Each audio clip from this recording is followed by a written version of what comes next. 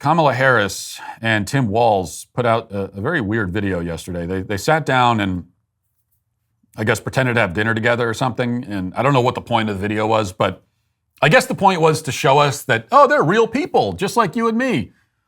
Oh, look, they're eating a meal. I eat meals. They're just like me. I should vote for them. This is the quality I'm looking for in a leader. I want to know that this is someone who eats food.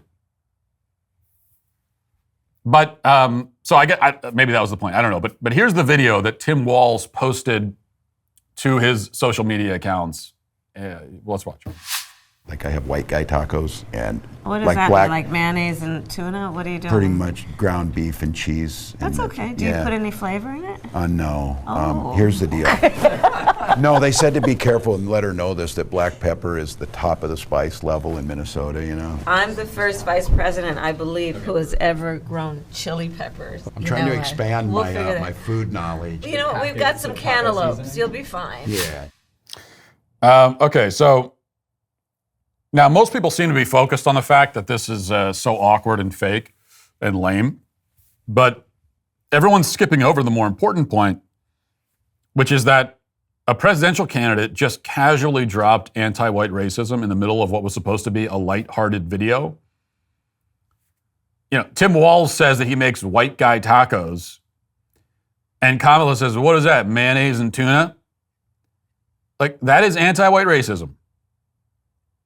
That's what that is. And if you don't believe that, right, if you think that I'm overstating the case, all right, well, just imagine it the other way. Imagine a black guy says to Donald Trump, I make black guy tacos. And Donald Trump says, oh, what is that, like fried chicken and watermelon? Maybe sprinkle some Kool-Aid powder over top? Am I right? How do you think everybody would react to that? What do you think the reaction would be? Nuclear meltdown. Literally. I mean, they would probably shoot a nuclear missile at Donald Trump for that. They would execute him via nuclear attack if he were to say something like that. I mean, the outrage would be so immense, we would never hear the end of it. The date of this black guy taco comment would be remembered by the media forever and memorialized. Like, for years after, they would solemnly refer to 8/16, right? We'd have January 6th. Do you remember 8/16? I remember where I was on 8/16. The day of the fried chicken and watermelon taco joke. They would be weeping in the street. They would build statues and memorials to the lives lost because of the taco joke. KFC and Kool-Aid companies would come out and denounce Trump over this. So would every watermelon distributor in the country. And we all know that.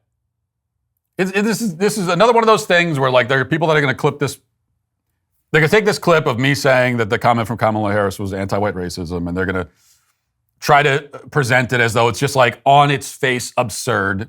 And yet even they know that what I'm saying is 1,000% true, because you damn well know that comment the other way, it wouldn't even be a discussion about whether it's racist. It would be considered the most racist thing a president has ever done, including the presidents who own slaves. And that's in spite of the fact that the watermelon fried chicken trope for black people is actually significantly less racist than what Kamala said. Because black people have a reputation for liking fried chicken and watermelon, because that's something that actually does come out of black culture. Black comedians make jokes about that kind of stuff all the time. That sort of joke comes from a place of recognition and affection, really. Like, it's not offensive. There's nothing offensive. Fried chicken's great. Who doesn't like fried chicken? It's on the level of, like, making a joke about how Asian people are good at math. It's like, it's stereotypical. They're not all good at math, but it's not bad to be good at math. It does come from a place of, like, a lot of them are good at math. And that is also, it's the kind of thing you listen to an Asian comedian. They'll make those kinds of jokes. On the other hand, the mayonnaise thing for white people it's purely spiteful and hateful. There's not any kind of affection in it. There's not any kind of recognition. It's not something that actually comes from white people or white culture.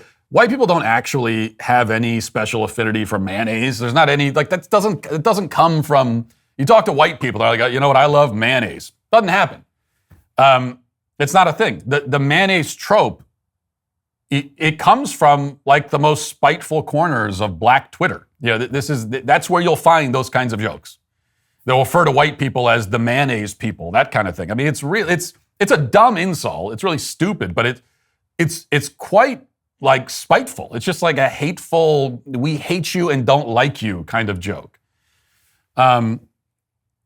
So it is an insult that some black people came up with to make fun of white people. It's not good-natured or friendly or grounded in any kind of affection or recognition at all. So what Kamala said is worse. Like, it's significantly worse, and yet it barely raises an eyebrow. It does, yeah, whatever. And the double standard on these things is so pronounced and so obvious and so in our face and so pervasive that even a lot of conservatives get tired of pointing it out. And I get that. I understand why you get tired of pointing it out, but what's the other option? To just let it go? I can't let it go. I'm not going to let it slide. Like, someone has to point it out. The other option is to just allow it and be okay with it and pretend that it's not happening when we all know that it is. And that's not an option that I find especially, it's not something that I want. I don't find that preferable, that option. So, for what it's worth, I have to point out that's anti-white racism from Kamala Harris. It just is. We all know it. Everyone knows it. Go ahead and deny it. Doesn't matter. You're a freaking liar if you deny it. Okay. If you'd like to see what else I have to say, you can access my full show by going to dailywire.com or by going to the Matt Walsh Show Twitter page. Hope to see you there. Godspeed.